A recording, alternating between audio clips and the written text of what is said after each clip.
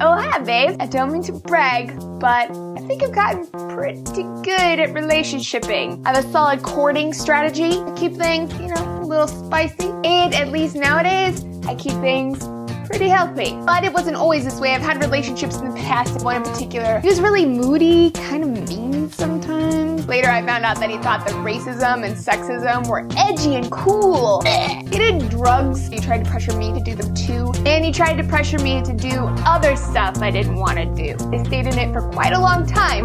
Why? I have no idea. Part of me was just, scared of being alone.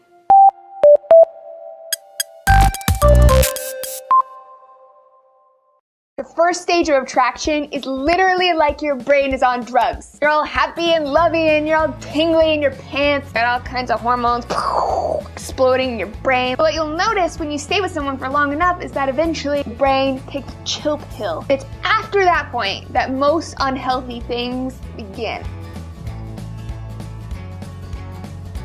Communication, trust, and respect. These are the three things that a relationship cannot, no fucking way it's gonna survive without these. This is your relationship rolling over in the grave. Is that what you want? Maybe, maybe not. I think of healthy relationships as like a cozy little cottage that you're building together out in the woods with like lots of wildflowers. I just love the woods. And that's what a good relationship is to me because that's my happy place. So how do you go about building said cottage? Well, first off, you have to talk. Check in about stuff. How you doing? How you doing? And talk about what you need. I need you to shut the fuck up. No, don't say that. That's mean. I need you to support me right now. Realize that your partner alone is not gonna meet all the needs that you have. Oh, honey. It takes a village. That's why you need friends and family and vibrators and Tumblr. Building up that trust and respect means saying sorry when you're fucking sorry. Say thank you when you're fucking thankful. When they're telling you things, you're not thinking about what you're gonna say back.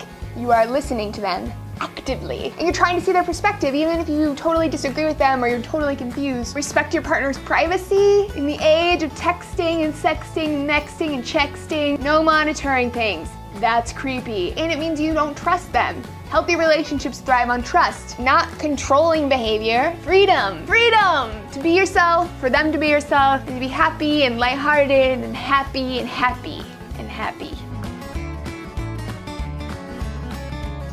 Even the healthiest relationship is gonna have unhealthy elements sometimes. Arguments, misunderstandings, hurting each other's feelings, not communicating well, not listening to each other, not making time for each other. I've decided that for me in my relationships, unhealthy stuff will not consume any more than 10% of our time together. Maybe some of you think that standard's a little bit too high, but I am worth it. And so are every one of you. So I check in regularly and ask myself, how am I feeling about my relationship? How are things going? Because bad stuff creeps up, it doesn't just happen. Now, major red flag, if they're making decisions for you, controlling who you see, what you wear, that kind of stuff. If they pressure you to do anything sexual that you don't want to do or make you feel bad about it. If they yell at you or lash out. If they threaten you or intimidate you. Sometimes people will throw this in like, oh, they were just venting, they were angry. Threats and intimidation are not angry venting. They are abuse. People forget you don't have to have a black eye to be in an abusive relationship. Emotional safety matters just as much as physical safety. Now, emotional safety is basically the ability to breathe freely. If you're not feeling emotionally safe, you might always feel like you're on the verge of a fight or something bad's gonna happen.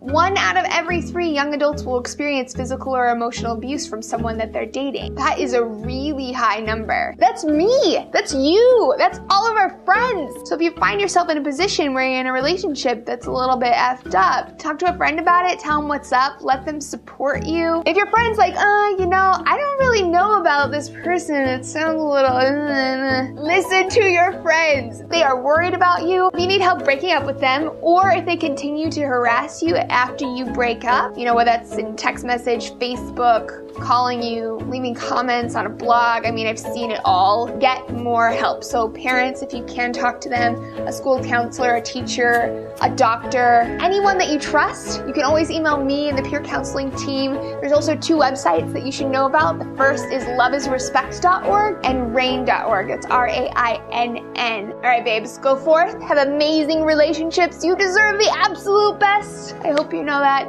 I hope everyone out there knows that. One day we'll get there, right? Right. Yeah. Before I go, Sex Plus, this video series that you're watching right now, is now part of a network called Test Tube. It's a network that's being sponsored by Discovery Digital. So they're launching a bunch of science shows. You should go check them out if you're interested. It's testtube.com. I'll see you guys next week. Mwah!